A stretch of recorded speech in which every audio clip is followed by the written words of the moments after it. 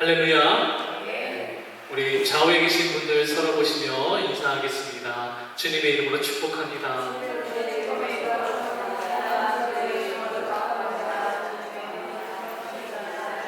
우리 한 번 더 인사하실 때 하나님께서 당신을 참 사랑하십니다.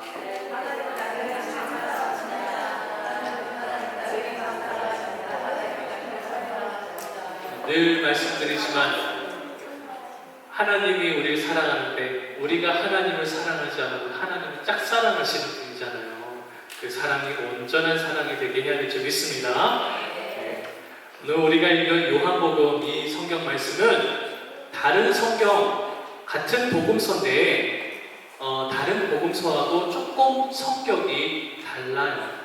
우리가 사복음서 얘기를 하면 뭘 얘기해요? 마태, 마가, 누가, 요한 이렇게 치지만 공관 복음서라고 얘기하면 마태, 마가, 누가 이 세 가지를 공관 복음이라고 하고 요한 복음은 조금 성격이 다릅니다. 다른 복음서에서는 관심이 그 기록한 저자의 관심이 예수님이 실제 역사적으로 존재하신 분이고 이런 일을 하셨다. 그 하나님의 구원의 역사를 스토리를 역사적 사실관계에 의거해서 잘 기록을 했어요.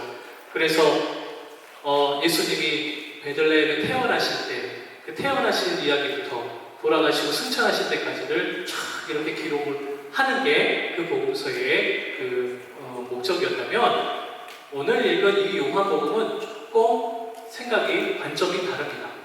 예수님의 사실 스토리의 중심을 보기보다는 이 예수가 누구냐, 예수님이 그 정체가 뭐냐, 그것을 조금 더 구체적으로 밝히고 증거하는 데 목적이 있습니다.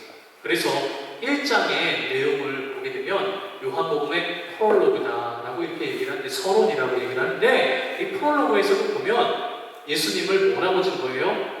말씀이라고 증거하죠. 태초에 말씀이 계십니다. 그 말씀이 하나님과 함께 계셨고 그 하나님의 말씀으로 이 천지가 창조가 되었다 라고 하면서 그 말씀이 육신을 입어 이 땅에 오신 분이 바로 예수 그리스도다 이렇게 증거하고 있어요. 그리고 이제 빛에 대해서도 소개를 하고 오늘 4장인데 바로 전장 3장에 보면 우리가 너무나 잘 알고 있는 말씀들 요한복음 3장 16절 거기에 뭐라고 예수님을 증거하고 있어요? 하나님의 독생자, 독생하신 하나님의 아들. 이 예수가 누구냐? 하나님의 아들인데 오직 한 분이신 하나님과 함께하신 아들이라는 걸 여기서 증거하고 있죠. 오늘 읽은 4장의 말씀에는 또 예수님을 뭐라고 소개를 하고 있을까요? 오늘 본문의 말씀에는 예수님을 두 가지로 설명하고 있습니다. 10절 말씀에 보니까 거기에 보니까 하나님의 선물이라고 예수님에 대해서 증거하고 있고 꼭 그 이후 마지막 절에 보니까 이 주님이 바로 영생하도록 솟아나는 샘물이시다. 샘물이라고 소개를 하고 있습니다. 오늘 읽은 요한복음 4장 1절에서 14절까지의 그 내용 속에 아주 중요한 소재, 그 메시지 전체에 흐르는 중요한 한 키워드가 있다면 그것은 바로 물이라는 거예요. 물. 사마리아 여인을 만나러 갔습니다. 그 만난 장소가 우물가였죠. 야곱의 우물이었는데 그 전에 있던 1절에서 3절까지의 이야기는 세례에 대해서 얘기를 하고 있습니다. 예수님이 제자들과 함께 강가에서 세례를 주고 있는데 반대편 강가에서 세례 주고 있던 세례 요한의 제자들이 아니 왜 예수님이 갑자기 등장해가지고 세례를 베푸는데 왜 사람들이 세례 요한 선생님 당신에게 오지 않고 왜 예수님에게 갑니까? 그랬더니 세례 요한이 그러죠. 그는 흥해야 하고 나는 쇠해야 합니다. 그를 신들매를 풀기조차 내가 어렵다. 그렇게 예수님에 대해서 찬양하잖아요. 그 이야기가 바로 이 4장 1절에 3절까지 나오는 세례를 베푸는 내용이 나오고 이어서 이제 사마리아 여인과 함께 생수에 대해서 이야기를 나누는 이야기가 나옵니다. 여기서 가장 중요한 소재는 바로 물인데, 물은 어떤 특징이 있어요? 맛이 있어요, 없어요? 맛이 없어요. 아무 맛도 안 나요. 향이 나요, 안 나요? 향이 안 나요. 향이 나고 맛이 있는 건 뭐가 좀 바뀐 거예요. 사람이 인공적으로 가미를 한 거죠. 콜라가 원래는 물이잖아요. 근데 거기에다가 여기저기 원료를 믹스하고 설탕 넣고 탄산 넣고 그래가지고 콜라가 나오는 거죠. 물은 아무 맛도 없고 아무 냄새도 없는 그런 액체 상태를 우리가 물이라고 얘기를 하는데, 이 물은 그래서 우리가 살아가는데, 모든 생명이 살아가는데 가장 중요하지만 가장 가치를 낮게 보는 게 바로 물인 거죠. 너무나 중요한 건데 우리는 그것을 아주 귀중하다고 여기지 않고 흔히 잊어버리는 게 바로 이 물인데, 그래서 이 물이 상징하는 게 바로 생명입니다. 물이 없으면 모든 생명체가 살아갈 수 없는 것이죠.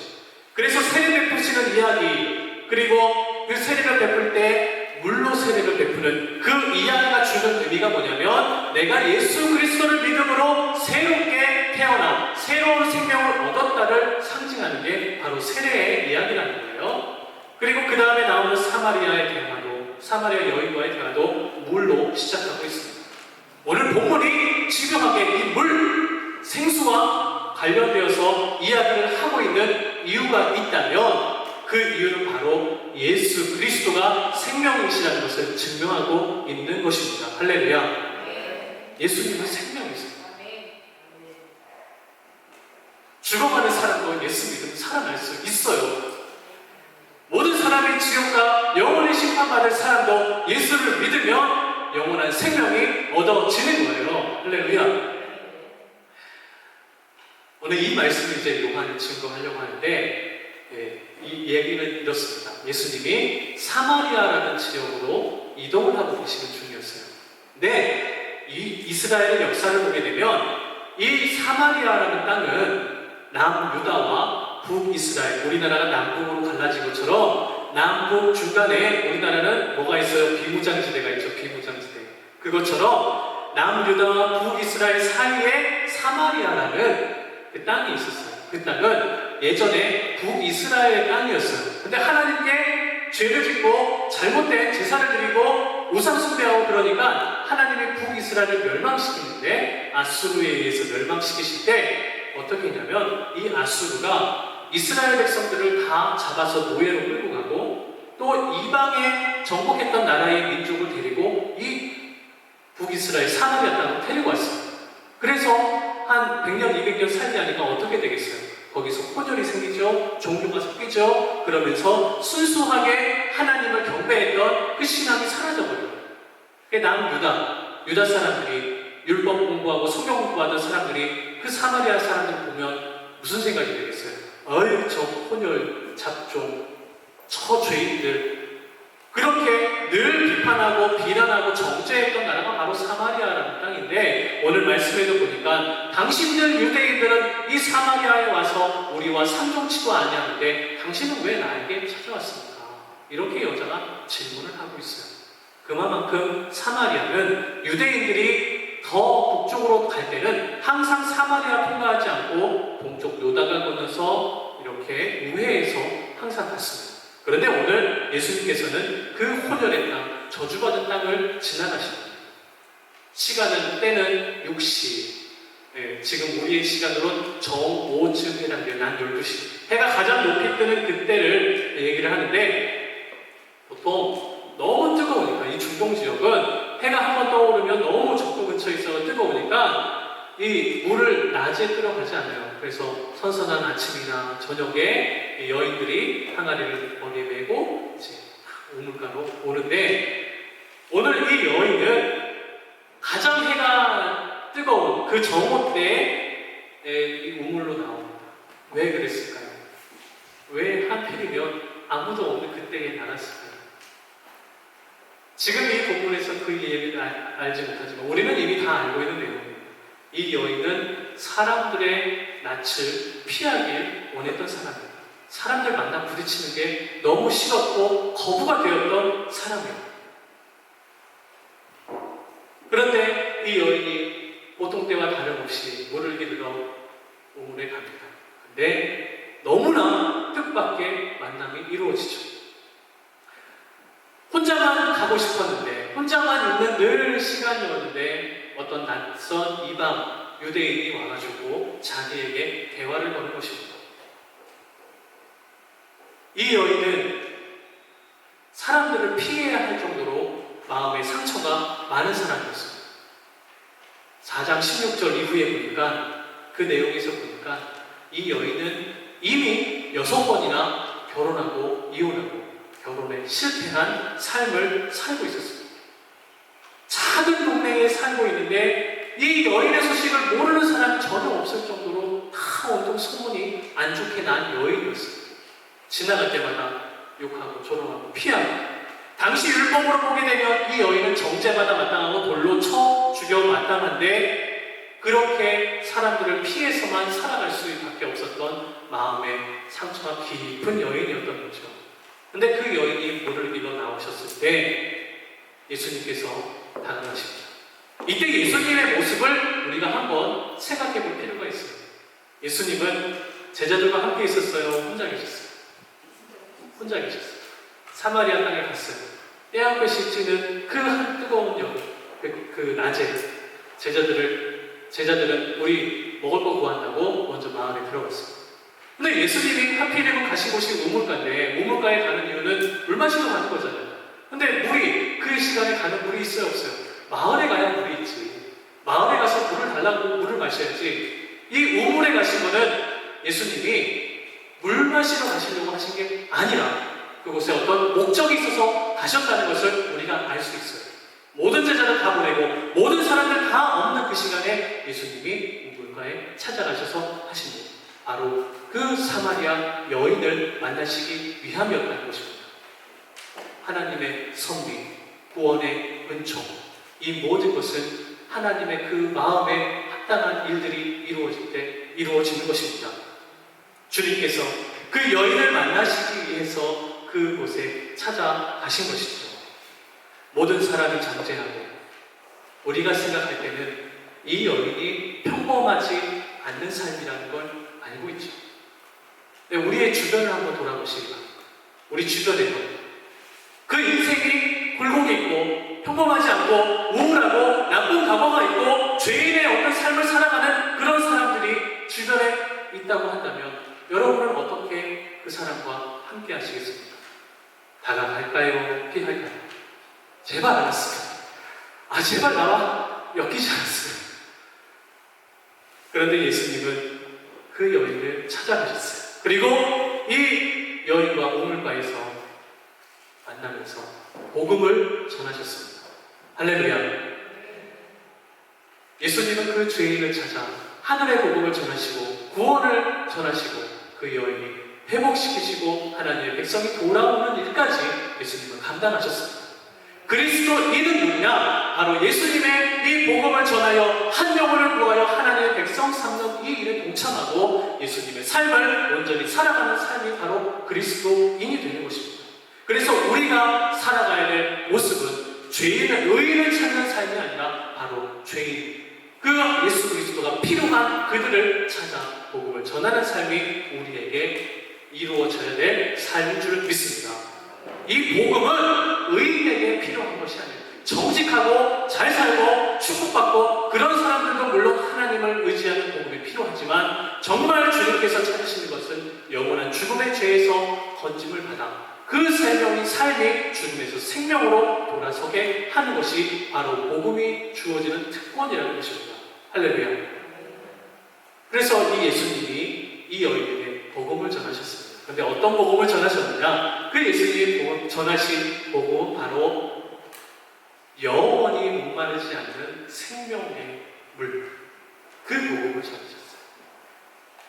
이 야곱의 우물에서 뜬 그 물을 먹은 사람은 다시 또 목마르지만 내가 주는 물을 먹는 이는 영원히 목마르지 않는다. 예수님이 전하신 이 영생의 생물에는 한 3가지 정도의 특징이 있습니다. 첫 번째로 바로 하나님이 주신 선물이라는 10절에 나왔죠. 하나님의 주신 선물. 선물은 뭐예요? 여러분, 어렵고 복잡하고 막 노력해서 얻는 것이 선물이에요? 아니죠. 선물은 내가 사랑하는 사람, 내가 관심 있는 사람, 내가 주고 싶은 사람에게 주는 것이 선물이에요. 이 선물은 대가가 없어요. 하나님이 우리를 사랑하셔서 우리에게 좋은 것을 주시려고 하신 게 바로 이 하나님의 선물, 예수 그리스도라는 것이죠. 우리를 사랑하셔서 우리에게 너무나도 우리를 위해 좋은 것을 아무런 대가 없이 주시려고 하신 것. 그런데 이 유대인들은 이 하나님의 선물을 율법이라고 생각했습니다. 율법을 알아야, 율법을 지켜야만 우리가 하나님의 구원을 경험할 수 있다. 그래서 율법을 내세우면서 사람들을 정죄합니다. 사마리아 사람들을 비난합니다. 율법을 지켜야만 하고 순수 혈통이어야만 하고 예루살렘에서만 예배해야 된다. 그래서 그 하나님의 선물을 받기 위해는 여러 가지 자격 조건을 갖추어야지만 된다고 얘기를 하고 있어요. 오늘날에도 예수 그리스도 그 복음만으로 우리가 만족해야 될 줄 믿습니다. 왜 그렇게 구원을 받는데 여러 가지 조건이 있는지 몰라요. 교회에 와서도 우리가 예수 그리스도를 영접하고 주님을 의지하고 열심히 신앙생활을 하면 되는데 그것과 상관없이 우리 교회 성도가 되면 뭔 교육을 받아야 되고 어떤 직분을 받아야 되고 어떻게 성경이고 헌금해야 되고 이런 모든 조건들이 정말 구원과는 상관없이 이루어지고 있는 모습을 보게 됩니다. 교회 공동체를 유지하기 위하여 필요한 질서가 오히려 복음의 그 권위보다 더 넘어서는 상태가 이루어지고 있는 모습도 보게 됩니다. 오직 예수 그리스도만으로 만족할 수 있음을 우리가 기억해야 될 줄 믿습니다. 하나님의 선물은 조건이 이루어져 있는 것이 아니에요. 그러나 그 조건이 결코 우리의 인간적인 그런 방식으로 이루어지지 않습니다. 하나님도 우리에게 이 구원을 허락하실 때 그냥 대가 없이 주셨지만 그래도 나름대로 하나님이 세우신 기준이 하나 있어요. 그건 뭐냐면 절대 인간적인 기준이 아니라 하나님이 원하시는 오직 유일한 조건은 뭐냐면 바로 하나님의 사랑입니다. 하나님은 모든 사람을 사랑하십니다. 모든 민족을 사랑하십니다. 모든 세대를 사랑하십니다. 그런데 그 사람들이 하나님의 사랑을 깨닫지 못합니다. 그래서 이 하나님의 선물은 이루어지지가 않아요. 보내는 자는 있는데 받는 자가 거절해버렸어요. 그래서 그 사랑이 이루어지지 않고 받는 사람이 그 사랑을 별로 필요성을 느끼지 못해요. 선물을 받지 못하는 것이죠. 여러 가지 조건들, 여러 가지 나의 삶의 경험들, 이런 것이 하나님의 사랑을 대가를 무언가 생각하게 되고 그 사랑을 거절하게 만들게 되는 것입니다. 오늘 이 사마리아 여인도 그와 비슷한 모습으로 이 주의 복음을 하나님의 선물을 경계하고 있는 모습을 12절에 나타내고 있습니다. 12절에 보니까 우리 조상 야곱이 이 우물을 우리에게 주셨고 여기에서 자기와 자기 아들과 짐승들이 다 마셨는데 당신이 야곱보다 큰 이입니까? 라고 얘기하고 있어요. 내가 하나님이 주신 선물이다. 나를 통해서만 생수를 얻을 수 있다. 그랬는데 이 여인의 반응은 뭐예요? 지금 이 우물은 야곱, 바로 하나님의 그 족장인 그 야곱이 우리에게 준 거다. 이것을 통하여 우리가 지금까지 신앙을 지켜왔고 하나님을 경배했고 예배드렸고 했는데 당신이 왜 갑자기 와가지고 나를 통해서만 영원한 생수가 있다고 얘기를 하는 거예요. 믿지 못했던 거죠. 자기가 세웠던 모든 경험들이 그 하나님의 사랑을 바라보지 못하는 상태로 변하게 되었다는 것입니다. 하나님의 선물, 영원한 샘물의 특징은 바로 하나님의 선물입니다. 아무런 대가 없이 하나님이 우리에게 사랑하시려고 주시는 그 선물을 우리가 받아 누려야 될 줄 믿습니다. 두 번째 이 영생의 특징은 뭐냐면 바로 이 생수는 예수 그리스도께서 주신다는 거예요. 14절에 보니까 내가 주는 물을 마시는 자는 영원히 목마르지 아니하리니 내가 주는 물은 그 속에서 영생하도록 솟아나는 샘물이 됩니다. 예수님이 주는 그 물을 통해서만 우리가 영원히 목마르지 않을 수 있다는 거예요. 여기에서 말하는 목마름이 뭘까요? 목마름. 제가 혹시 목이 타는데 이 목마름일까요? 여기서 목마름이. 예수님이 말하시는 이 목마름은 제가 깊이 묵상해 보니까 여기서 말하는 목마름은 바로 우리 영혼에 가장 필요한 큰 목마름, 바로 사랑이라는 거였어요. 하나님도 우리를 사랑을 하시려고 그 선물을 주셨지만 우리 역시도 하나님을 거부한 채 살아가지만 늘 우리의 창조주를 기억하는 그 사랑에 목말라하는 그 상태로 살아가고 있다는 거예요. 하나님도 우리를 사랑하시지만 우리 또한 하나님의 사랑이 가장 필요한 존재라는 것이 바로 이 목마름을 통해서 이해할 수 있는 것입니다. 불완전한 인간을 완전한 존재로 만드시는 그 유일한 마스터피스, 그것이 바로 사랑이라는 거예요. 그래서 하나님은 우리에게 가정이라는 것을 이루게 하셨습니다. 가정이 뭡니까? 남녀가 서로 사랑해서 그 결과로 생겨난 것이 가정이고, 그 부모는 자식을 사랑하고 그 자식은 부모를 통하여 사랑하는 법을 배우게 되는 것이 바로 이 가정에서 이루어지는 것입니다. 부모에게 버림받고 상처받고 그렇게 홀로 남은 자녀들은 사랑하는 법을 배우지, 사랑하는 법을 배우게 되어도 나 스스로를 사랑하는 방법을 터득하게 됩니다. 그러므로 여러분, 우리가 우리의 자녀들을 사랑해야 될 줄 믿습니다. 우리 남편과 우리 아내를 사랑해야 돼요. 우리의 부모님을 사랑하며 이 가정에서 이 사랑이 회복되어야 될 줄 믿습니다. 아무리 힘들고 어려워도 함께 있고 함께 그 문제를 맞닥뜨리면 힘을 얻고 이겨낼 수 있는 큰 삶이 이루어지게 되는 것입니다. 혼자 사랑하는 법을 터득한 사람들은 결국 내가 사랑할 수 있는 것을 선택하는 것이 이 세상의 것을 선택하게 되더라는 것이에요. 그런데 세상의 것을 사랑하게 되면 반드시 없어질 때가 있다는 것을 명심해야 됩니다. 그 사랑하는 것이 사라지고 내가 사랑했던 사람이 죽고 없어지면 또 다른 사람의 사랑을 또 그리워하게 됩니다. 더 이상 사람에 대해서 싫어하게 되면 다른 무언가, 책을 읽거나 술을 마시거나 약을 먹거나 내가 즐거운 거, 게임을 한다, 이런 걸 통해서 나의 사랑을 충족시키려고 한다는 것이죠. 그런데 이 세상의 것은 반드시 없어지고 만다는 것입니다. 이처럼 사랑은 늘 관계적인데 이 유한한 것, 이 땅의 것, 사라질 것을 사랑하게 되다 보면 반드시 목마름을 경험하게 된다는 거예요. 다른 걸 또 찾고 또 갈증을 해결하려고 하고. 그런데 오늘 주님께서 아주 중요한 진리를 말씀하십니다. 내가 주는 물을 마시는 자는 다시는